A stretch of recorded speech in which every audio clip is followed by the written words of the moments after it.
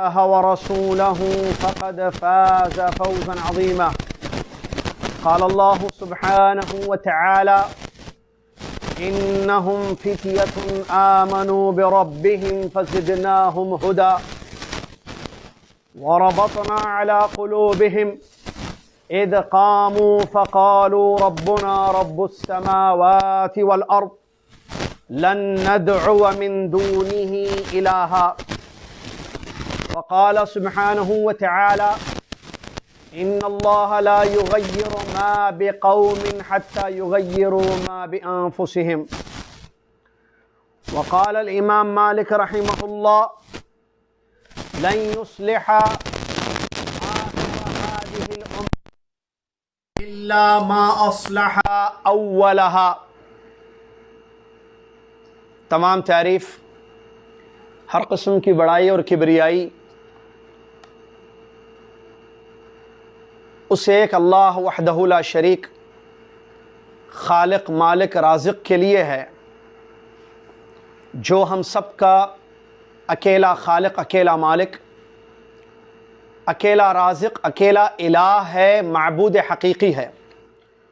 اس کے سوا کوئی معبود نہیں ہے. بڑی عظیم اس کی شان ہے. جس کو چاہتا ہے توفیق دیتا ہے، اور جس کو چاہتا ہے توفیق سے محروم کر دیتا ہے. ما شاء اللہ کان وما لم یش لم یکن. جو اس نے چاہا وہ ہوا، اور جو اس نے نہ چاہا وہ نہیں ہوا. سبحان اللہ ما عظم شانہ، سبحان اللہ وبحمدہ، سبحان اللہ العظیم. صلاۃ و سلام ہو اس کے بعد اللہ کے آخری نبی خاتم الانبیاء محمد الرسول اللہ صلی اللہ علیہ وسلم کی ذات گرامی پر، کہ جن کو رب تعالیٰ نے رحمت للعالمین، اسوہ حسنہ، داعی الی التوحید بنا کر مبعوث فرمایا. اللہم صلی علی محمد وعلی آل محمد کما صلیت علی ابراہیم وعلی آل ابراہیم انک حمید مجید. اللہم بارک علی محمد وعلی آل محمد کما بارکت علی ابراہیم وعلی آل ابراہیم انک حمید مجید. حمد و صلاۃ کے بعد آج یہ جو دینی اسلامی کانفرنس لائیو زوم پر منعقد ہے، جو مکتب جالیات الغات سعودی عرب سے کی اشراف میں ہو رہا ہے، اور بالخصوص فضیلت الشیخ مقصود الحسن فیدی حفظہ اللہ جو کہ اس کے مشرف ہیں، میں اللہ کا شکر گزار ہوں کہ اللہ تبارک و تعالیٰ نے آپ سے مخاطب ہونے کی سعادت مجھے دی. ایک اہم موضوع کو لے کر جو نوجوانوں سے متعلق ہے. اللہ کے شکر کے بعد میں اس انتظامیہ ٹیم کا شکر گزار ہوں کہ جنہوں نے مجھے اس کا موقع دیا. یہ پروگرام جیسا کہ آپ جانتے ہیں لائیو زوم پر پیش کیا جا رہا ہے، اور مجھے جو موضوع دیا گیا ہے، جیسا کہ ابھی شیخ عبدالسلام عمری حفظہ اللہ نے بیان کیا، اصلاح مسلم معاشرے میں نوجوانوں کا کردار. مسلم معاشرے میں نوجوانوں کا کردار، یہ موضوع مجھے دیا گیا ہے، اور میں پوری کوشش کروں گا کہ اپنے وقت پر اپنی بات آپ تک پہنچاؤں. معزز سامعین و ناظرین، محترم علماء کرام، طلاب العلم، متعاونین، اسلامی پردہ نشین ماں اور بہنوں، عزیز اور پیارے بچوں، اللہ تبارک و تعالیٰ کا بڑا کرم اور فضل ہم لوگوں پر ہوا کہ اللہ تبارک و تعالیٰ نے ہمیں مسلمان بنایا. اسلام ہی اللہ کا سچا دین ہے، اور ہم اس دین کو ماننے والے ہیں. پھر اس کے بعد یہ اللہ کا کرم ہم پر ہوا کہ اللہ نے اس دین کی صحیح پہچان کرائی. الحمدللہ کتاب و سنت پر ہمارا عمل ہے، اور ہونا چاہیے، کیونکہ یہی اسلام ہے. قرآن کو سمجھ کر اس پر عمل کرنا، حدیثوں کو سمجھ کر اس پر عمل کرنا، جیسا کہ ہمارے سلف صالحین رضی اللہ عنہم اجمعین نے عمل کیا۔ یہی ہر مسلمان کی ذمہ داری ہے، یہی ہمیں کرنا ہے۔ الحمدللہ اللہ کے فضل و کرم سے اللہ نے اس کی ہمیں توفیق دی، ہم اس کا شکر ادا کرتے ہیں اللہ کا کہ اللہ تعالیٰ نے ہمیں اس کی توفیق دی کہ صحیح عقیدہ ہے، صحیح منہج ہے۔ اللہ سے دعا ہے کہ اللہ تعالیٰ اسی صحیح عقید توحید پر اور اسی صحیح سلف صالحین کے منہج پر ہمیں قائم رکھے اور اسی پر ہمارا خاتمہ بھی ہو جائے، آمین یا رب العالمین۔ یہ دنیا کی زندگی دار الفنا ہے، یہاں کوئی ہمیشہ کے لیے نہیں آیا ہے۔ کل نفس ذائقۃ الموت، ہر نفس کو موت کا مزہ چکھنا ہے۔ یہ زندگی دار العمل ہے۔ اللہ نے فرمایا الذی خلق الموت والحیات لیبلوکم ایکم احسن عملا۔ موت و حیات، لوگ جیتے ہیں، لوگ مرتے ہیں، یہ اللہ عز و جل نے اسی لیے رکھا ہے، جیسے کہ سورہ ملک کی آیت میں نے ابھی پڑھی، لیبلوکم ایکم احسن عملا، تاکہ اللہ تعالیٰ تمہیں آزمائے کہ تم میں سے کون احسن عمل کرتا ہے۔ اور احسن عمل کی جو تفسیر ہے، جیسا کہ فضیل ابن عیاض رحمۃ اللہ علیہ کا مشہور قول ہے جو عام طور پر پیش کیا جاتا ہے، اخلصہ واصوبہ، کہ ہمارے اعمال خالص للہ ہوں، عبادات، معاملات، اعمال صالحہ ایک اللہ کے لیے خالص کیے جائیں۔ اور اخلصہ یہ ہوا، واصلح، صالح کا مطلب پیارے نبی محمد صلی اللہ علیہ وسلم کے طریقے پر ہماری نمازیں، ہمارے روزے، ہمارے صدقات، ہمارے خیرات، ہمارے حج، ہمارے عمرے، ہماری زکوٰۃ، ہماری دعوت، ہمارا حصول علم، ہماری تقریریں، سننا، ہمارا سنانا، ہمارا پڑھنا، ہمارا پڑھانا، سب کچھ پیارے نبی محمد صلی اللہ علیہ وسلم کے طریقے پر ہو۔ اگر یہ دو کام ہم نے کر لیا، اخلص و اصوب، کہ خالص اللہ کے لیے ہم نے کیا اور سنت رسول صلی اللہ علیہ وسلم کے طریقے پر کیا، تو انشاءاللہ آزمائش میں ہم کامیاب ہیں اور اللہ کے یہاں اس کا بہتر اجر ہمیں انشاءاللہ ملے گا۔ اللہ سے دعا ہے کہ اللہ تعالی ہمیں اس کی توفیق عطا فرمائے، آمین۔ مسلم معاشرہ، جیسا کہ آپ جانتے ہیں، یعنی مسلم سوسائٹی، نوجوانوں کا اس میں کیا کردار ہے؟ معاشرے میں بگاڑ پیدا ہوتا ہے، اس کی مختلف وجوہات ہیں، بلکہ میں یوں کہوں کہ تاکہ مختصر کروں اپنی بات کو اور جلدی سمجھاؤں آپ کو، اس دنیا میں سروع زمین پر جتنے لوگ ہیں، بچے، جوان، بوڑھے، سب دونوں میں سے ایک قسم کے ہیں، یا تو اللہ کے فرما بردار، اللہ کے مطیع، یا تو ابلیس شیطان کے فرما بردار اور اس کے مطیع۔ یہی دو قسم کے لوگ ہیں سارے لوگ، یا تو اللہ کی بات ماننے والے لوگ یا تو شیطان کی بات ماننے والے لوگ، اور دونوں کے انجام بھی کتاب و سنت میں بیان کر دیے گئے ہیں۔ جو اللہ کے مطیع اور فرما بردار ہوں گے، اللہ کی بات ماننے والے لوگ ہوں گے، ان کے لیے جنت ہے۔ اللہ تعالی ہمیں اس کی توفیق دے، آمین۔ اور جو دوسری گروپ کے لوگ ہیں، دوسری قسم کے لوگ ہیں، اللہ اس سے ہمیں محفوظ رکھے، اور وہ شیطان کے تابعدار، شیطان کے متبع اس روئے زمین پر، ان کا انجام دوزخ کی آگ ہے، یا جنت یا جہنم۔ اور انسان کو اختیار دیا گیا ہے دنیا میں، بندہ مجبور نہیں ہے۔ وہ جبریہ عقیدہ تھا، اہل السنہ والجماعہ کا عقیدہ یہ ہے کہ بندہ مختار ہے، اما شاکرا انا ہدیناہ السبیل، اما شاکرا و اما کفورا، راستہ ہم نے دکھا دیا، اب تم چاہے شاکر بنو یا کفور بنو، مطیع بنو یا نافرمان بنو، اللہ کے مطیع بنو یا شیطان کے مطیع بنو، اور دونوں کے انجام بھی بیان کیے گئے۔ اصحاب الیمین جنتی لوگ، اصحاب الشمال جہنمی لوگ۔ اب میں اور آپ، ہمیں اختیار دیا گیا ہے، چوائس۔ اگر ہم صحیح عقیدہ اپناتے ہیں، شرک سے بچا ہوا، صحیح منہج سلف صالحین کا اپناتے ہیں، انحراف سے بچ کر، یا باطل فرقوں کے باطل منہجوں سے بچ کر اور سنت کے مطابق عمل کرتے ہیں بدعات خرافات سے بچ کر، تو ہمارے لیے جنت ہے، ہمارے لیے خیر ہے، اس دنیا میں بھی اور اس کے بعد بھی۔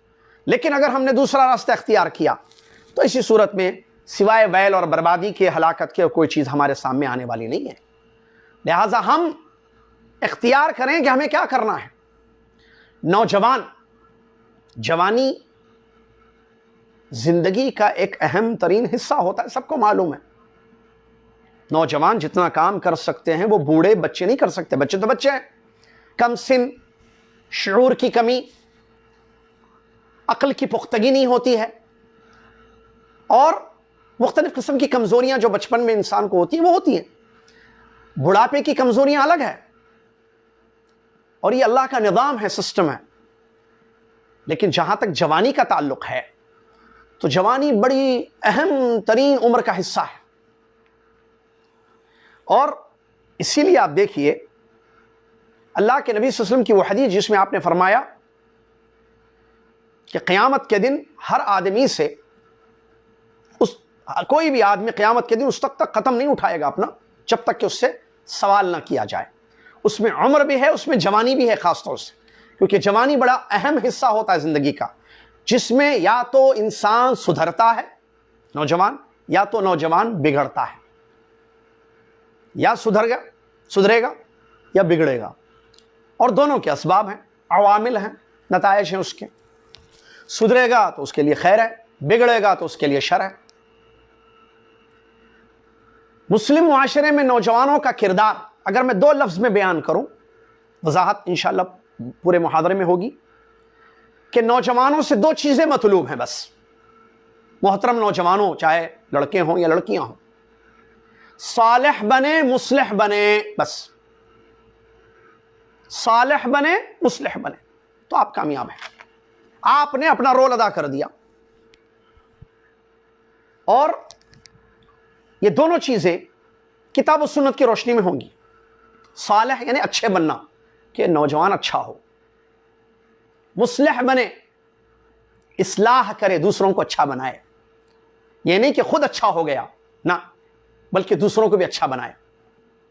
اور یہی رول ہے ان کا، یہی کردار ہے ان کا، کہ معاشرے کے نوجوان، مسلم معاشرے کے صالح بنے، نیک بنے، اللہ سے ڈرنے والے، ان کے عقیدے کتاب و سنت کی روشنی میں ہوں، ان کا منہج کتاب و سنت کی روشنی میں، سلف صالحین کا جو صحابہ رضی اللہ عنہ کا منہج تھا وہ منہج ہو، ان کے اخلاق کتاب و سنت کی روشنی میں ہوں، اعمال اچھے ہوں، ایک کام۔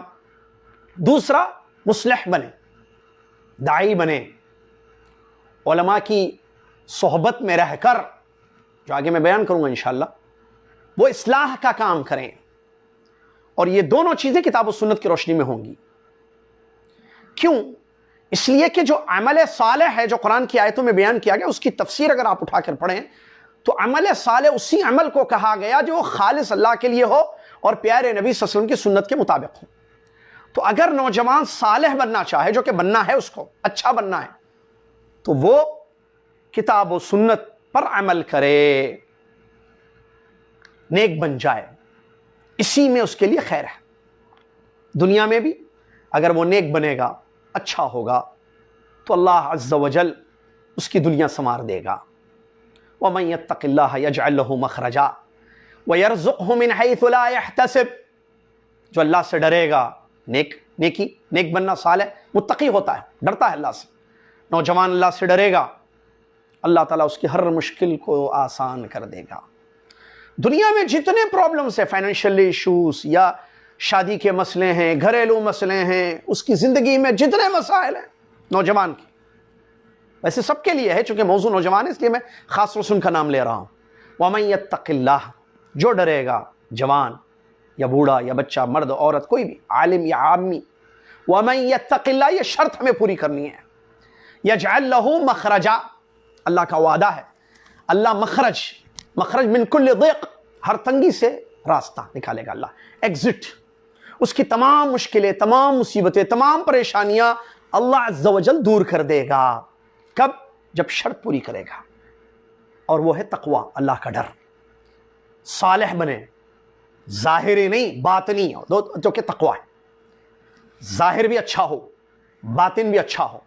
علامہ ابن قیم رحمۃ اللہ علیہ کے مجھے الفاظ یاد آتے ہیں، کہتے ہیں مجھے بڑا تعجب ہوتا ہے ان لوگوں کے بارے میں ان لوگوں کے بارے میں سوچ کر جو اپنے ظاہر کو خود کے اچھا رکھتے ہیں اور انہی کے اپنے باطن کو بگاڑ دیتے ہیں، اس کی اصلاح کی طرف توجہ نہیں دیتے۔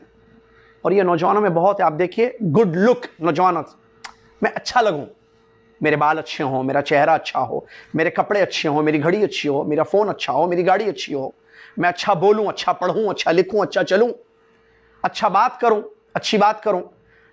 تو گڈ لک جو ہے اچھا بنانا چاہتا ہے وہ اپنا نوجوان عام طور پر، کہ وہ سوسائٹی کو بتانا چاہتا ہے کہ میں جوان ہو گیا ہوں، ذرا مجھے بھی دیکھو، اٹریکٹ کرنا چاہتا ہے پبلک کو، ان کی توجہ اپنی طرف مبذول کرنا چاہتا ہے، اپنے باطن کی اصلاح کی فکر نہیں کرتا۔ اور تقوی دل میں ہوتا ہے، تقوی ہونا جیسا حدیث میں بیان کیا گیا۔ وَمَن يَتَّقِ اللَّهَ، اللہ فرماتا ہے جو اللہ سے ڈرے گا، نوجوان اپنے ظاہر کو اچھا کرے اور اس سے زیادہ اپنے باطن کو اچھا کرے، تو اللہ تعالیٰ اس کی تمام مشکلیں دور کر دے گا۔ وَمَن يَتَّقِ اللَّهَ يَجْعَل لَّهُ مَخْرَجًا وَيَرْزُقْهُ مِنْ حَيْثُ لَا يَحْتَسِبُ۔ رزق کا معاملہ ایک نوجوانوں کی زندگی میں بہت ہے، میں یہ فائنینشیل پرابلمز نہیں چاہتے وہ چاہتے ہیں کہ رزق ہمارا آسان ہو، برسر روزگار ہو، جس کو بولتے ہیں نا عام اردو میں اپنے پیروں پر کھڑے ہونا۔ رزاق اللہ عز و جل کا یہ کلام ہے جو میں پڑھ کر آپ کو سنا رہا ہوں، وَمَن يَتَّقِ اللَّهَ يَجْعَل لَّهُ مَخْرَجًا وَيَرْزُقْهُ مِنْ حَيْثُ لَا يَحْتَسِبُ۔ یوسف علیہ السلام نوجوان، عزیز مصر کی بیوی، قرآن رمضان میں پڑھا ہم نے، عزیز مصر کی بیوی برائی کی دعوت دے رہی ہے، اللہ سے ڈرتے ہیں، انی اخاف اللہ، کہا کہ میں اللہ سے ڈرتا ہوں۔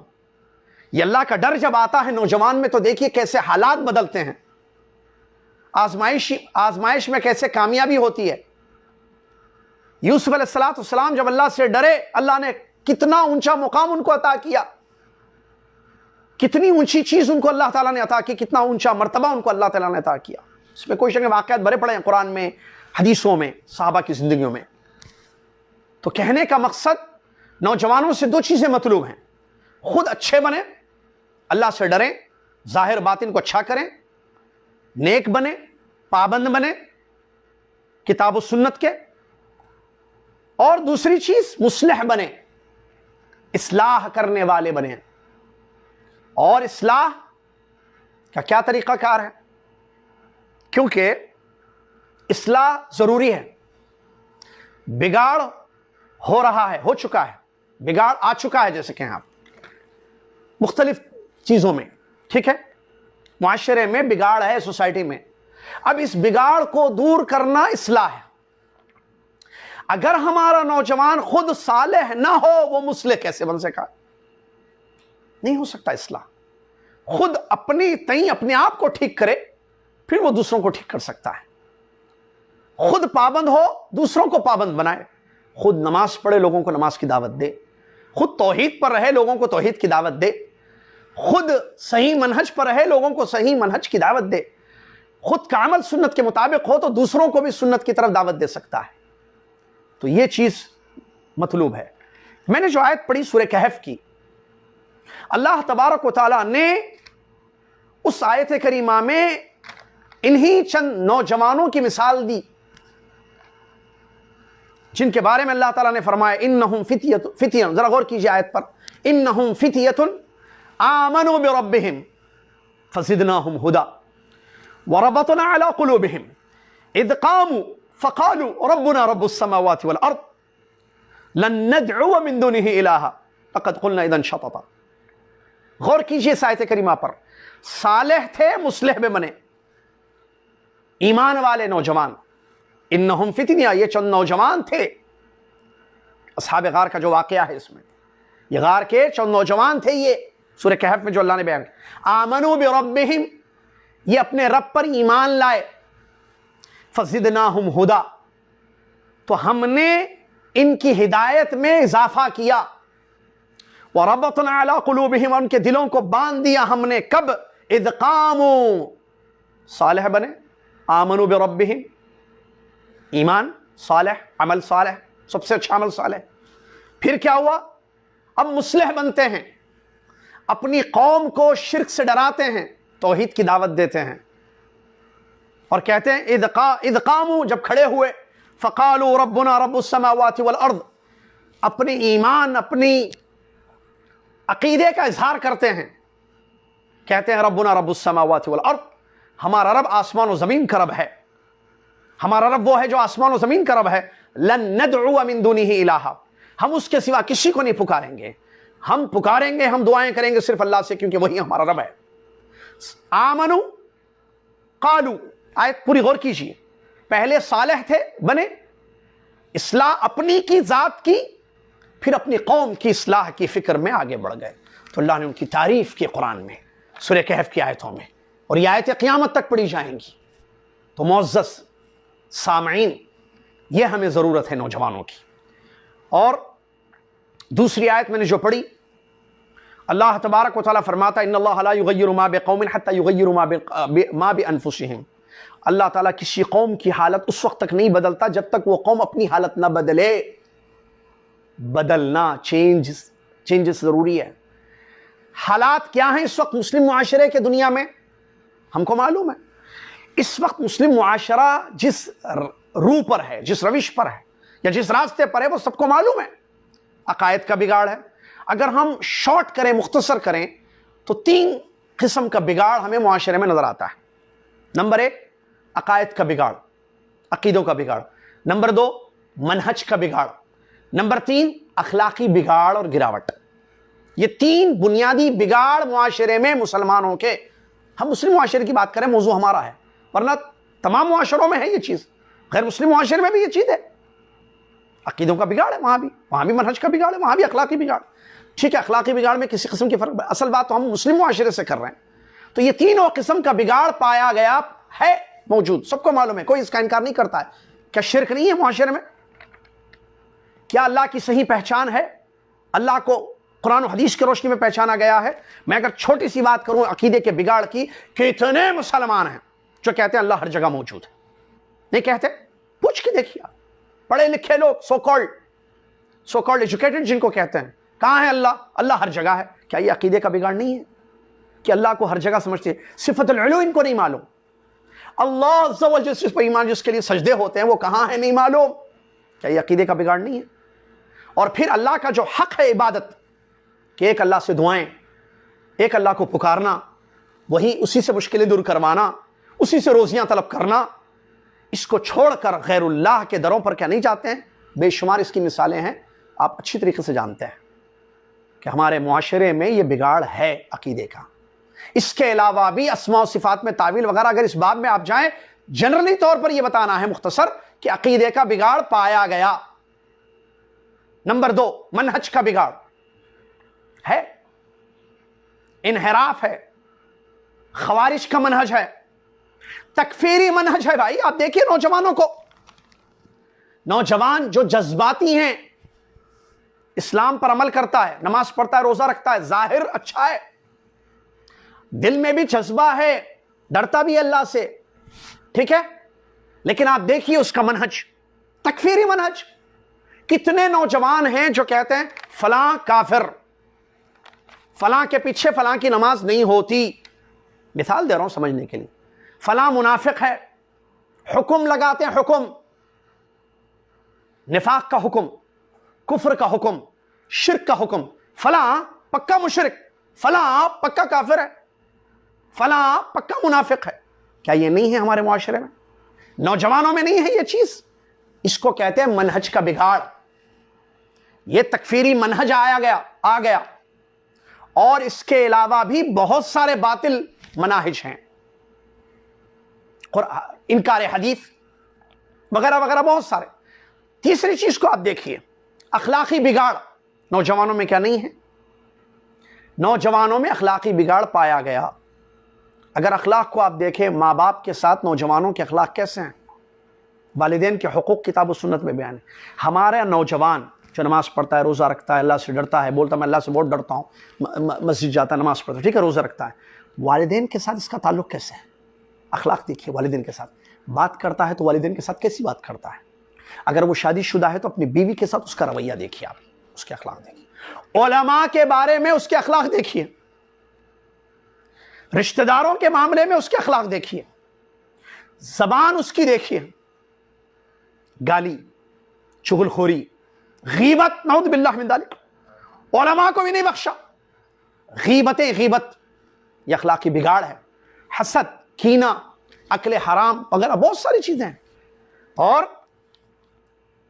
ناجائز تعلقات، بدکاریاں، نعوذ باللہ من ذالک، فحاشی، لواطت، یہ سب اخلاقی بگاڑ ہے جو افسوس کے ساتھ کہنا پڑتا ہے نوجوانوں میں آ گیا۔ تو اگر ہم یہ سب نہیں بدلیں گے، اللہ ہماری حالت کو نہیں بدلے گا۔ عقائد کو ٹھیک کرنا ہوگا، منہج کو ٹھیک کرنا ہوگا، اخلاق کو بھی ٹھیک کرنا ہوگا۔ اگر ہم نے ٹھیک نہیں کیا تو پھر اللہ ہماری حالت کو نہیں بدلے گا جو اس وقت حالات ہیں دنیا میں۔ اور یہ وقت ہے، اب اٹھیں نوجوان، ٹھیک کریں اپنے آپ کو، اپنے معاشرے کو، عقیدوں کو ٹھیک کریں، خود کے پہلے، اس کے بعد لوگوں کے، اپنے خود کے منہج کو ٹھیک کریں، اور اس کے بعد لوگوں کو بتائیں صحیح منہج کیا ہے، کتاب و سنت کے فہم میں، قرآن و حدیث کو سمجھنے میں۔ اخلاق خود کے ٹھیک کریں پہلے، اس کے بعد لوگوں کے اخلاق ٹھیک کریں۔ ان تینوں چیزوں کی ضرورت ہے، اس لیے کہ اللہ نے فرمایا ان اللہ لا یغیر ما بقوم حتی یغیروا ما بانفسہم، بے شک اللہ تعالیٰ اس قوم کی حالت نہیں بدلتا جو قوم اپنی حالت نہ بدلے۔ نوجوان ہم سب مل کر اپنے حالات بدلیں، خود کو ٹھیک کریں، تو اللہ تعالیٰ ہماری حالات ٹھیک کر دے گا انشاءاللہ۔ اس کے بعد اگلا نکتہ، ہر دور میں اصلاح کی بات ہوتی ہے، غور سے سننا میری بات، اسپیشلی نوجوان لوگ۔ اصلاح کے نام پر کتنے لوگ اٹھے جذبے لے کر، نہیں نہیں ضروری ہے، معاشرہ بگڑ گیا، اخلاق خراب ہے، منہج صحیح نہیں ہے، عقیدے صحیح نہیں ہے، ٹھیک ہے اصلاح کیجیے۔ کیسے کریں گے اصلاح؟ کیا شکل ہوگی اصلاح کی؟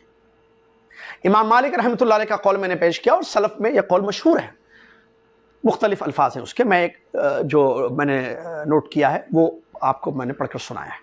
امام مالک رحمۃ اللہ علیہ فرماتے ہیں لن یصلح آخر هذه الامہ الا ما اصلح اولها، اس امت کے آخری شخص کی اصلاح اسی طریقے سے ہو سکتی ہے جس طریقے سے اس امت کے پہلے لوگوں کی اصلاح ہوئی۔ اور سے سننا یہ بات، اصلاح ہے نا، معاشرے کو اصلاح، دیکھیے اصلاح ہے مسلم معاشرے میں نوجوانوں کا کردار کیا ہے؟ اصلاح کرنا ہے، خود صالح ہونا ہے، اصلاح بھی کرنا ہے۔ تو اصلاح کے لیے کیا ضروری ہے؟ طریقہ، کیسے کریں گے اصلاح؟ یہ ہے سوال۔ اصلاح تو کرنا ہے، اس پر سارے لوگ متفق ہیں، لیکن بعض لوگ سمجھتے ہیں کہ لوگوں کو مسجد سے جوڑ دیں اصلاح ہو جائے گی، نوجوان بھی ٹھیک ہو جائے گا۔ کتنے نوجوانوں کو اس راستے پہ لایا گیا کہ آپ مسجد میں آؤ، پہلے نمازی بن جاؤ، پہلے اس راستے سے سب ٹھیک ہو جائے گا۔ کسی نے کہا نہیں، جہاد کے راستے سے اصلاح ہو سکتی ہے دنیا میں۔ کسی نے کہا کہ خلافت لائیں گے تو اصلاح ہوگی، بغیر خلافت کے اصلاح ہی نہیں ہو سکتی ہے۔ کسی نے کچھ کہا۔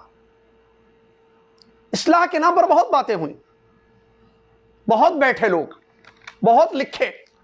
امام مالک رحمۃ اللہ علیہ فرماتے ہیں لن یصلح آخر هذه الامہ، امت کے آخری انسان کی بھی اصلاح اگر چاہتے ہو ہرگز نہیں ہوگی سوائے اس کے کہ وہی راستہ اپنایا جائے جس راستے سے اس امت کے پہلے طبقے کی اصلاح ہوئی ہے۔ کیا ہے وہ؟ کتاب و سنت، لا الہ الا اللہ محمد رسول اللہ۔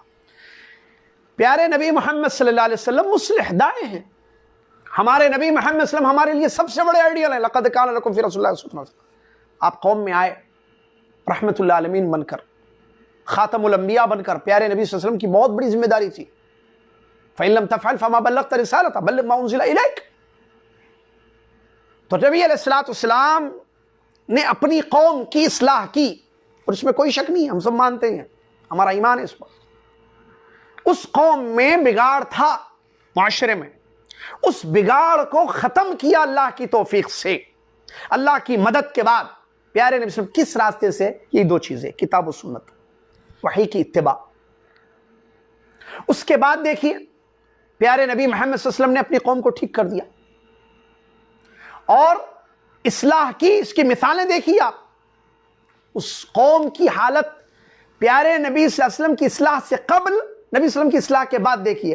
پہلے کیسے عقیدے تھے، بعد میں کیسا عقیدہ ہوا. اللہ اکبر، کیا عقیدے ہوئے، سبحان اللہ. کیا عمر ابن خطاب رضی اللہ تعالی حجر اسود کو بوسہ دیتے ہوئے کہتے ہیں انی لعالم انک حجر لا تنفع ولا تضر ولولا انی رأیت رسول اللہ صلی اللہ علیہ وسلم یقبلک ما قبلتک. کیا اصلاح ہے بھائی. جنت کے پتھر کو کہہ رہے ہیں کہ تو ایک پتھر ہے. میں اچھی طریقے سے جانتا ہوں نفع و نقصان کا تو مالک نہیں ہے. نفع و نقصان اللہ کے ہاتھ میں ہے. اگر میں نے رسول اللہ صلی اللہ علیہ وسلم کو نہ دیکھا ہوتا تجھ کو بوسہ دیتے ہوئے حجر اسود، میں تجھ کو بوسہ نہیں دیتا. اتباع، ساتھ میں عقیدہ بھی.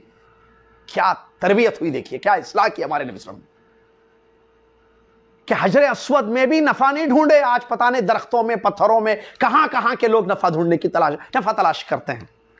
نہیں کیا، کہا کہ نہ تو نفع نہیں دے سکتا ہے، نہ نفع تیرے پاس نہ نقصان تیرے ہاتھ میں. تو یہ بہت ضروری چیز اس میں. پھر آپ دیکھیے اللہ کے نبی کے بعد صحابہ رضی اللہ عنہم اجمعین، انہوں نے بھی اصلاح کی کتاب و سنت سے.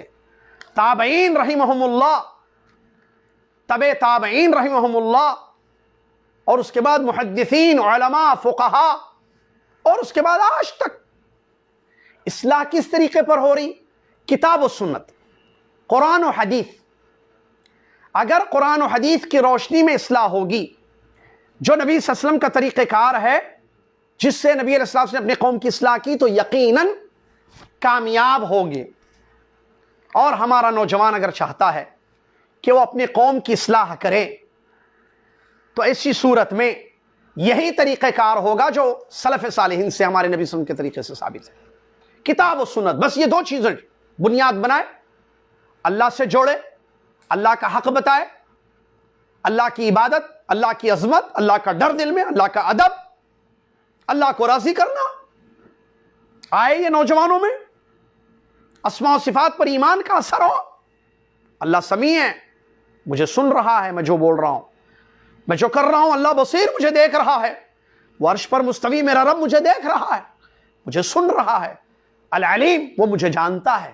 دنیا کو نہیں پتا میں کیا کر رہا ہوں، لیکن اللہ جانتا ہے. تو یہ چیز ہوگی تو پھر نوجوان صالح بنیں گے اور مصلح بھی بنیں گے انشاءاللہ باذن اللہ.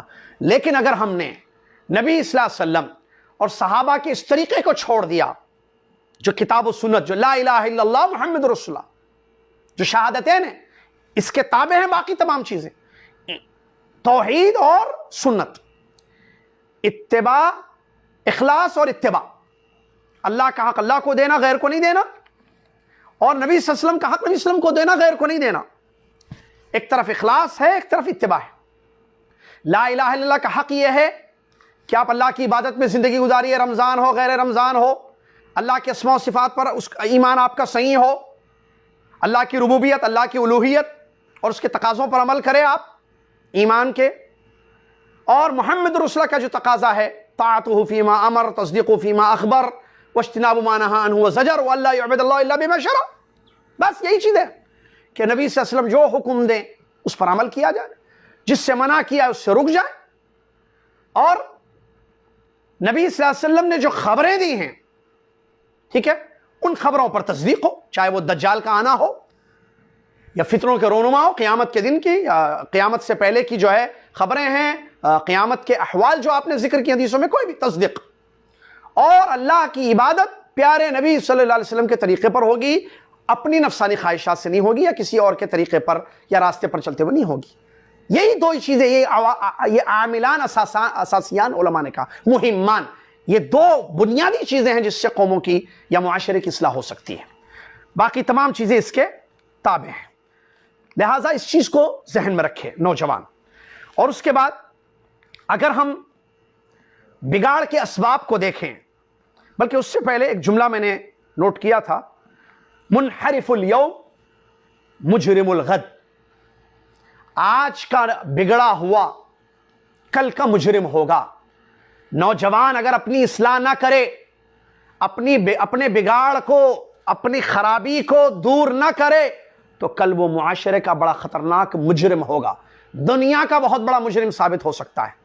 لہٰذا جرم کتاب و سنت کی روشنی میں مجرم، اس سے بچنے کے لیے اپنی اصلاح اور اپنی قوم کی، معاشرے کی اصلاح کرنا ضروری ہے۔ بگاڑ کے بہت سارے اسباب ہیں، اسپیشلی ہم نوجوانوں کے بگاڑ کی بات کریں، نوجوانوں میں بگاڑ ہے۔ بگاڑ کے کیا اسباب ہیں؟ الجہل بالدین و ترک مجالس العلم۔ پہلی چیز، دین کی صحیح واقفیت نہیں ہے، نوجوان اللہ کے دین کو صحیح طریقے سے نہیں سمجھتے، ایک۔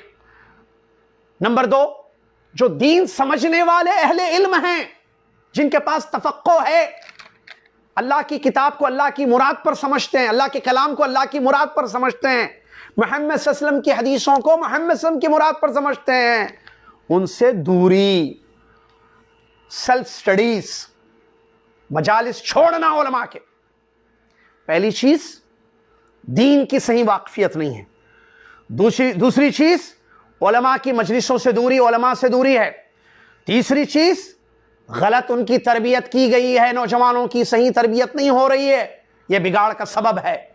چوتھی چیز، بری صحبت ہے، ہمارا نوجوان جن کے ساتھ اٹھتا بیٹھتا ہے وہ صحیح لوگ نہیں ہیں۔ پانچویں چیز، میڈیا کا غلط استعمال ہے۔ چھٹی چیز، اپنی خواہشات کی اتباع۔ یہ بنیادی چیزیں میں نے نوٹ کی، ایک ایک پر غور کیجئے آپ، مختصر بالکل۔ دین اللہ نے اتارا ہے، ٹھیک ہے نا؟ کیا آج کا ہمارا نوجوان جو اللہ کا دین اسلام وہ مانتا ہے، جس کو بھی مسلمان نوجوان کی بات کر رہا ہوں، کیا اللہ کے دین کو ویسے سمجھتا ہے جیسے سمجھنا ہے، جیسے ہے دین؟ عام اردو الفاظ میں بات کر رہا ہوں آپ سے، جیسے ہے دین ویسے آپ نے سمجھا ہے، یا دین کچھ ہے آپ نے کچھ سمجھا ہے؟ جس کو علماء نے کہا، شیخ بن باز رحمۃ اللہ علیہ کہتے تھے کہ علم نہ ہو آدمی کے پاس تو کیا ہوگا؟ توحید کو شرک سمجھے گا، شرک کو توحید سمجھے گا، بدعت کو سنت سمجھے گا، سنت کو بدعت سمجھے گا، صحیح کو غلط سمجھے گا، غلط کو صحیح سمجھے گا۔ اللہ کے دین کی صحیح واقفیت ضروری ہے، جس کو تفقہ فی الدین کہتے ہیں۔ اور نوجوانوں اس حدیث کو یاد رکھو اللہ کے نبی صلی اللہ علیہ وسلم کی، کیا، اور اللہ سے دعائیں کرو کہ اللہ ہمیں دین کی صحیح سمجھ، دین کو سمجھنا، یہ ورڈ سمجھنا، صحیح فہم دین کا، تفقہ فی الدین جس کو کہتے ہیں عربی میں۔ اللہ کے نبی صلی اللہ علیہ وسلم فرماتے ہیں، من یرید اللہ بہ خیرا یفقہہ فی الدین، جو اللہ تعالیٰ جس کے بارے میں خیر کا ارادہ فرما لے، اللہ تعالیٰ جس کے بارے میں خیر کا ارادہ کر لے، اللہ اس کو دین کی سمجھ عطا کرتا ہے۔ اللہ اکبر۔ یعنی اگر اللہ نے کسی آپ کے میرے بارے میں خیر کا ارادہ کیا ہے، دعا کیجئے کہ اللہ ہمارے لیے خیر کا ارادہ کرے۔ من یرید اللہ بہ خیرا، شرط ہے، اگر اللہ نے خیر کا ارادہ کسی نوجوان کے لیے کیا تو اللہ اس کو دین سمجھاتا ہے۔ دیکھیں، دین معلوم ہونا سمجھنے میں فرق ہے۔ نوجوان ہے، پڑھے لکھے لوگ ہیں، یو نو دین، لیکن انڈرسٹینڈ جس کو بولتے ہیں شاید نوئنگ انڈرسٹینڈنگ میں فرق ہے نا بھائی۔ عام الفاظ انگلش کے شاید غلط ہیں، صحیح ہے، نہیں معلوم مجھے۔ آپ کو معلوم ہے اسلام ہے، آپ کو معلوم اللہ ایک ہے، آپ کو معلوم اللہ نے پیدا کیا ہے، لیکن کیا سمجھا ہے اس کو آپ نے؟ اللہ کہاں ہے؟ اللہ ایک ہے تو اس کی عظمت، وحدانیت اللہ کی، احد ہے اللہ، تو آپ نے کیا سمجھا ہے اس کو؟ اللہ سنتا ہے، اللہ دیکھتا ہے، اللہ جانتا ہے، مانتے ہیں آپ، ٹھیک ہے، 5 وقتہ نمازیں ہیں، ٹھیک ہے، نماز کو سمجھا ہے آپ نے؟ تفقہ ہے نماز کی؟ کچھ روزہ ہے، رمضان آیا، روزہ رکھے آپ، کیا آپ نے تفقہ بہت ضروری ہے، بہت ضروری ہے تفقہ۔ تو جب تفقہ نہیں ہوگا تو جہل بالدین۔ اب جب نوجوان خود دین کو نہ سمجھے تو دوسروں کو کیا دین سمجھائے گا؟ تو نوجوانوں کی ذمہ داری ہے کہ اللہ کے دین کو ویسے سمجھے جیسے اللہ نے اتارا ہے، ویسے نہیں جیسے آپ خود سمجھیں، کچھ کو کچھ۔ اور اس کی کیا وجہ ہے جہل بالدین کی؟ ایک بڑی وجہ علماء سے دوری ہے، علماء سے دوری۔ علماء دین کو سمجھ، علماء کے بارے میں کیا فرمایا ہمارے نبی صلی اللہ علیہ وسلم نے؟ انبیاء کے وارث، انبیاء نے دین سمجھا ہے نا، نبیوں کو دین زیادہ معلوم تھا، انہوں نے سمجھا، وہی کو سمجھایا اپنی قوم کو، عمل کیا، عمل کرنے کی دعوت دی۔ اس کے بعد علماء ان کے وارث ہیں، یہی کام کرتے۔ علماء کب، کیا علماء کا مطلب کیا؟ عالم یعنی جاننے والا، کیا جاننے والا؟ کمپیوٹر جاننے والا، گاڑی چلانے گاڑی اس کو جاننے والا نہیں، دین کو جاننے والا۔ اس نے سیکھا ہے دین کو، سمجھا ہے علماء کی صحبت میں رہ کر، اور یہی صحیح طریقہ ہے، یاد رکھنا۔ علماء کی صحبت میں رہیں گے تو دین صحیح سمجھیں گے آپ، علماء سے دور رہیں گے تو دین صحیح نہیں سمجھیں گے۔ میں عام طور پر مثال دیتا ہوں اس کی، میں نے کافی جگہ دی ہے، دیکھیں آپ دیکھیے، چھوٹی سی مثال جلدی سے۔ صحابہ کی زندگی ہے رضی اللہ تعالیٰ عنہم اجمعین، علی رضی اللہ تعالیٰ عنہ، ابو موسیٰ اشعری رضی اللہ عنہ، عبداللہ بن عباس، بڑے جلیل القدر صحابہ ہیں. خوارج پیدا ہوئے، خوارج نے غلط سمجھا. اسی زمانے میں کچھ لوگ ان صحابہ رضی اللہ عنہم اجمعین کی صحبت میں رہ کر دین کو صحیح سمجھے، جس کی آج نوجوانوں کو ضرورت ہے. ان کو ہم تابعی بولتے ہیں. سعید ابن جبیر، سعید ابن مسیب رحمۃ اللہ علیہ، حسن بصری رحمۃ اللہ علیہ، نام تابعین. یہ تابعین کس کی صحبت میں دین سمجھے؟ کون ہیں ان کے شیوخ اور اساتذہ؟ صحابہ رضی اللہ عنہ اجمعین. لہٰذا آپ بھی اہل علم کی صحبت میں رہیں تو دین کو صحیح سمجھیں گے، ورنہ اسی زمانے کے لوگ تو تھے نا وہ خوارج جن کے بارے میں وعیدیں آئی ہیں بخاری مسلم کی حدیث میں، اور اسی زمانے کے وہ لوگ تھے جن کو ہم تابعین، ان کا نام آتا ہے تو رحمۃ اللہ علیہ دعا دیتے ہیں ہم، رحمہ اللہ، امام حسن بصری رحمۃ اللہ علیہ، امام سعید ابن مسیب رحمۃ اللہ علیہ، فلاں فلاں. ٹھیک ہے، تو اس کو ذہن میں، امام قتادہ رحمۃ اللہ علیہ وغیرہ. دوسری چیز تو یہ بڑا اہم نقطہ ہے، یہ وقت کا خیال کرتے ہیں مختصر بات، اہل علم کی صحبت سے دور مت رہیے. کیوں؟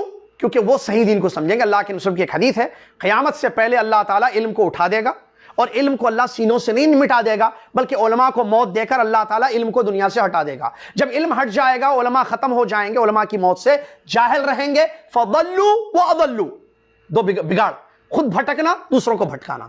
یہ علماء سے نہیں ہوگا، کیونکہ علماء اٹھ جائیں گے، ختم ہو جائیں گے. علماء، اہل علم نے اس حدیث کی تشریح میں لکھا ہے، علم سے اصلاح ہوتی ہے، اور جتنا بگاڑ ہوا جہل سے ہوا ہے. لہٰذا جہل بڑی خطرناک چیز ہے، دین کی جہالت، دین ناواقف ہونا، دین سے واقفیت. تو نوجوانوں سے میری گزارش ہے، اللہ کے دین کو صحیح سمجھیے جیسے سمجھنا ہے، چاہے وہ عبادات ہوں، معاملات ہوں، ٹھیک ہے، کوئی بھی چیز ہو، عقائد ہوں یا فقہی امور ہوں، اللہ کے دین کو صحیح سمجھیے. دوسری چیز تربیت. ماں باپ کی ذمہ داری ہے کہ اپنے نوجوانوں کی، اپنے بچوں کی صحیح تربیت کرے تاکہ معاشرے میں اچھے نوجوان ہوں. یہ ذمہ داری ہے. اس سلسلے میں بڑی مثالیں آپ دیکھیے. تربیت بہت اہم ہے.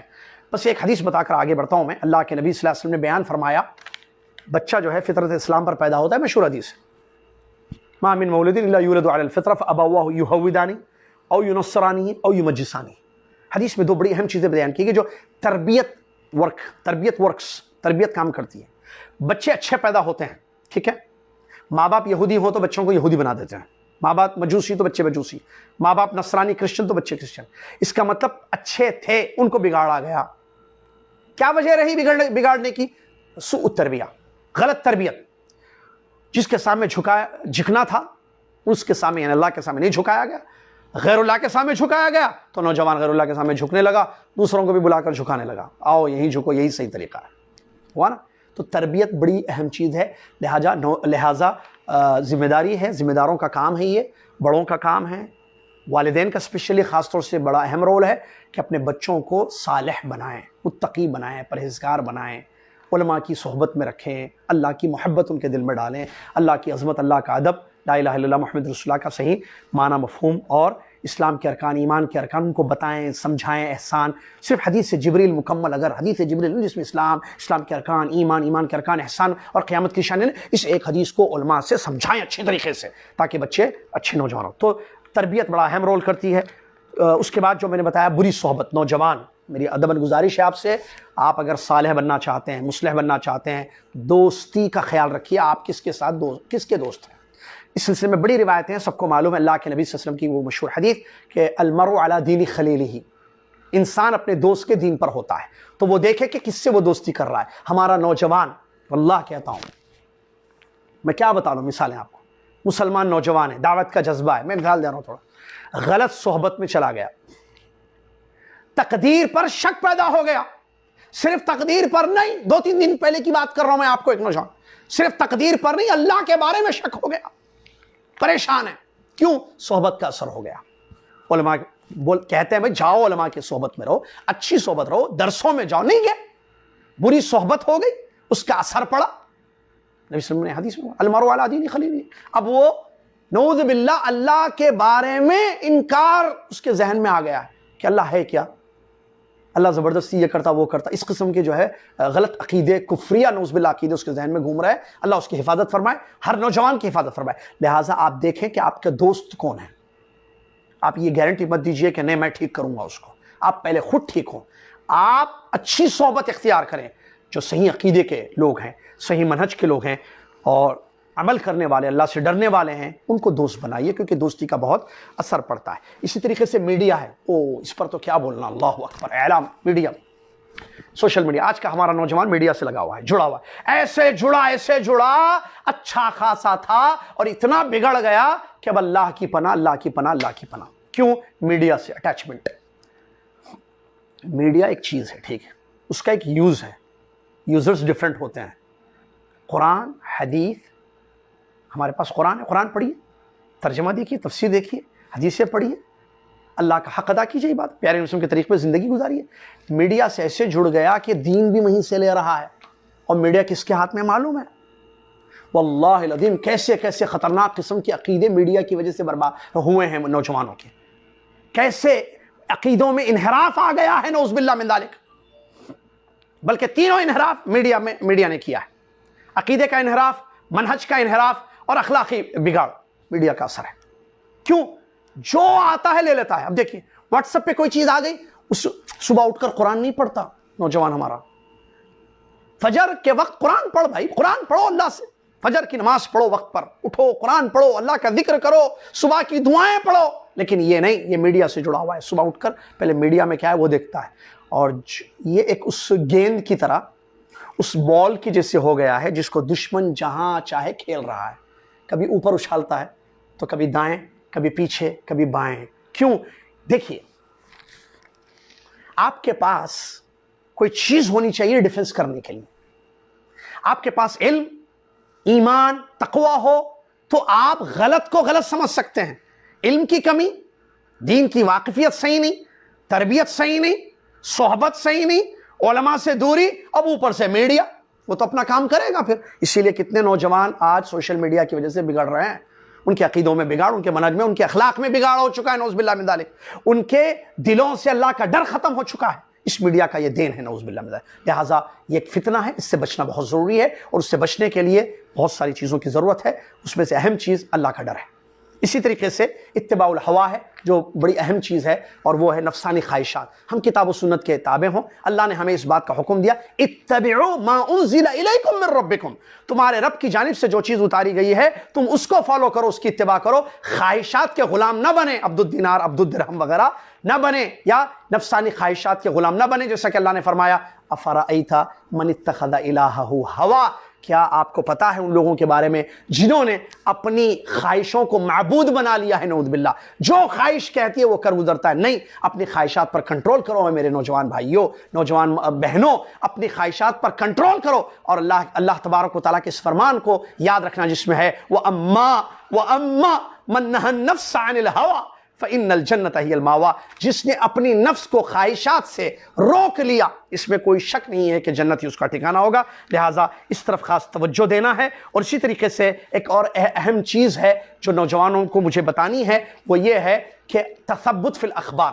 آپ کے پاس خبریں آتی ہیں، بہت ساری انفارمیشنز آتی ہیں، نیوز آتی ہیں، آپ اس کی تحقیق کریں، قرآن کی اس آیت پر عمل کریں جس آیت میں اللہ تبارک و تعالیٰ نے بیان فرمایا وَإِذَا جَاءَهُمْ أَمْرٌ مِّنَ الْأَمْنِ أَوِ الْخَوْفِ أَذَاعُوا بِهِ وَلَوْ رَدُّوهُ إِلَى الرَّسُولِ وَإِلَى أُولِي الْأَمْرِ مِنْهُمْ لَعَلِمَهُ الَّذِينَ يَسْتَنبِطُونَهُ مِنْهُمْ إِلَى آخِرِ الآیہ، کہ لوگوں کے پاس جب امن والی بات یا ڈرانے والی کوئی بات آتی ہے فوراً اس کو نشر کر دیتے ہیں، فوراً پھیلا دیتے ہیں۔ آپ دیکھیں کتنے نوجوان ہیں آج ہمارے معاشرے میں، خبر آئی، واٹس ایپ پہ کوئی خبر آئی، تحقیق نہیں کی، علماء سے رجوع نہیں ہوئے، فوراً پھیلا دیا اس کو۔ یہ غلط ہے، اس سے بچنا چاہیے۔ اللہ تعالیٰ نے اس میں کیا فرمایا؟ لوگوں کے پاس جب امن کی یا ڈرانے کی کوئی بات آتی ہے تو فوراً اس کو نشر کر دیتے ہیں۔ اس کے بجائے یہ غلط ہے، نہیں کرنا چاہیے، مذمت کی اللہ نے، وہ اولی الامر کی طرف اور اہل علم کی طرف اگر لوٹائیں اس خبر کو تو اس کا صحیح استنباط کریں گے۔ لہٰذا عمل کیجئے اس آیت پر، کوئی بھی انفارمیشن، کوئی بھی خبر آئے فوراً اس کو مت پھیلائیے، بلکہ اس کی تحقیق کیجئے، علماء سے رجوع ہوئیے، وہ خبر صحیح ہے یا غلط ہے۔ ایک اگر صحیح ہے تو کیا وہ اس کو نشر کرنا چاہیے، پھیلانا چاہیے، آگے فارورڈ کرنا چاہیے یا نہیں، اس کی بھی ان سے اجازت لیں۔ علماء ہم سے زیادہ سمجھتے ہیں، حکمت ہے، جانتے ہیں، لہٰذا وہ بتائیں گے، ان کی رہنمائی میں ہم کام کریں گے۔ جذبات نوجوانوں میں بہت ہوتے ہیں، اچھی چیز ہے جذبات، لیکن یاد رکھیں میری اس نصیحت کو میں اپنے لیے آپ کے لیے کرتا ہوں آخر میں، وہ یہ کہ اپنے جذبات کو کتاب و سنت کے تابع رکھیے، کتاب و سنت کے آگے مت کیجیے اپنے جذبات کو۔ جذبے میں جو آ رہا ہے، کسی بھی عالم کے بارے میں بول رہے ہیں، کسی بھی مسلمان، جیسے میں نے تکفیری خطرناک مسئلہ نہ ہو جائے، یہ فلاں کافر ہے، ارے وہ کافروں کا گھر ہے، وہاں کیسے چلے گئے آپ؟ ارے فلاں کی دعوت قبول کر لیا، پکے مشرکوں کا گھر ہے وہ، ان کی دعوت کیسے قبول کر لیا؟ اس قسم کے جملے بولتے ہیں۔ حدیثوں میں سخت وعیدیں آئی ہیں کہ اگر آپ نے کسی کی طرف اشارہ کیا یا کہا کہ اے اللہ کے دشمن یا کافر، اگر وہ اللہ کی نظر میں کافر اللہ کا دشمن ہے تو ٹھیک، ورنہ یہ چیز آپ کی طرف لوٹ جائے گی، آپ کا ایمان چلا جائے گا، آپ کا دین چلا جائے گا۔ لہٰذا بہت خطرناک مسئلہ ہے تکفیری منہج، تکفیری عقیدہ جو خوارج کا ہے نعوذ باللہ، اس سے بچنا ضروری ہے۔ جذبات پر کنٹرول رکھیے، شریعت کے تابع رکھیے، اپنے آپ کو ٹھیک کیجیے کتاب و سنت کی روشنی میں، پابند اپنے آپ کو خود بنائیے، پہلے خود کی اصلاح کیجیے، اللہ کا ڈر اپنے دل میں پیدا کیجیے، اور فرائض واجبات جو چیزیں ہیں اس کا اہتمام کیجیے، اور اپنے آپ کو نیک بنائیے، اور اس کے بعد قوم کی اصلاح کیجیے کتاب و سنت کی روشنی میں۔ آج کل نوجوانوں کو دعوت کا بھی بڑا جذبہ ہوا ہے، دعوت علماء کا کام ہے، آپ بے شک عالم بنیں، گھر گھر عالم کی ضرورت ہے بھائی، گھر گھر طلاب العلم کی ضرورت ہے، لیکن آپ صرف پاپولیرٹی کے لیے، اپنے نام کے لیے، نہاد کے لیے نعوذ باللہ یہ کام ہرگز نہ کریں، بلکہ جیسے شروع میں بیان کیا نا، میں اخلصوا وصوبوا، اخلاص کے ساتھ ہر کام ہونا چاہیے۔ آپ خود پابند ہوں تو اللہ کے لیے پابند ہوں، کسی کو پابند بنائیں، دعوت کا کام کرنا چاہے بے شک کیجیے، میدان کھلا ہے، ہر دور میں دعوت کی ضرورت رہی ہے، آپ بے شک دائی بنیے، مبلغ بنیے، انڈیا کے پاکستان کے سب سے بڑے شیخ بنیے، بھائی دنیا کے سب سے بڑے شیخ بنیے، لیکن اللہ کے واسطے علم پھیلائیے، علم حاصل کیجیے، اللہ کے دین کی صحیح سمجھ حاصل کیجیے، علماء کی قدر کیجیے، علماء کا احترام کیجیے، علماء کے بارے میں غلط مت بولیے، یہ علماء ورثۃ الانبیاء ہے۔ رمضان میں دیکھیے کتنے علماء کرام کی موت ہو گئی، اللہ رحم فرمائے، غریق رحمت فرمائے، علماء جا رہے ہیں، کتنے بڑے بڑے علماء ہندوستان کے جو ہے یا پاکستان کے، ہندوستان کے تقریباً رمضان المبارک اس لاک ڈاؤن میں ان کی وفات ہوئی ہے، اللہ تعالیٰ ان پر رحم فرمائے۔ تو علماء جا رہے ہیں، علماء کی قدر کیجیے، ان کی صحبت میں رہیے، کیونکہ وہ گائیڈ کرتے ہیں۔ امام احمد بن حنبل رحمۃ اللہ علیہ کے درس میں جو ہے 5000 لوگ آتے تھے، 500 طالب علم تھے، 4500 لوگ اپنی اصلاح کرنے کے لیے ان کے درس میں جو ہے بیٹھتے تھے، آتے تھے اور اپنی اصلاح کرتے تھے۔ لہٰذا میں نوجوانوں سے گزارش کرتا ہوں، جذباتی مت بنیے، کتاب و سنت کے تابع رہیے، اللہ کا حق ادا کیجیے، رسول اللہ صلی اللہ علیہ وسلم کا حق ادا کیجیے، دین کی صحیح سمجھ حاصل کیجیے، اپنے آپ کو خود ٹھیک کیجیے، عقیدوں کو ٹھیک کیجیے، اپنے غلط عقیدے نہیں، اللہ کے بارے میں کبھی بدظن نہیں ہونا۔ ابھی کورونا وغیرہ وائرس میں یہ کیا ہوا، اللہ نے ایسے بند کر دیا، یہ کر دیا، نعوذ باللہ نہیں، ہمارے منہ سے کوئی غلط بات، غلط عقیدے کی نکل جائے، کہیں جہنم کی آگ نہ رسید ہو جائے، جہنم میں نہ چلے جائیں ہم، کیونکہ آدمی لاشعوری طور پر بھی اللہ کی ناراضگی والی ایسی بات کر دیتا ہے جس سے وہ جہنم میں اللہ تعالیٰ اس کو پھینک دیتا ہے۔ لہٰذا کنٹرول کرنا ضروری، جب عقیدہ صحیح ہوگا تو قول و فعل صحیح ہوگا، علم ہوگا تو قول و فعل صحیح ہوگا۔ اللہ سے دعا ہے آخر میں کہ اللہ تعالیٰ مجھے، آپ کو اور تمام دنیا کے نوجوانوں کو اس بات کی توفیق دے کہ وہ اپنی اصلاح کریں، خود نیک بنیں، دوسروں کو نیک بنانے کی کوشش کریں، کتاب و سنت کی روشنی میں، نبی صلی اللہ علیہ وسلم کے طریقے پر، اور ان کے بعد ہمارے جو سلف صالحین ہیں رضی اللہ عنہم اجمعین، ان کے نقش قدم پر چلتے ہوئے۔ آمین۔ وآخر دعوانا الحمدللہ رب العالمین، والسلام علیکم ورحمۃ اللہ وبرکاتہ۔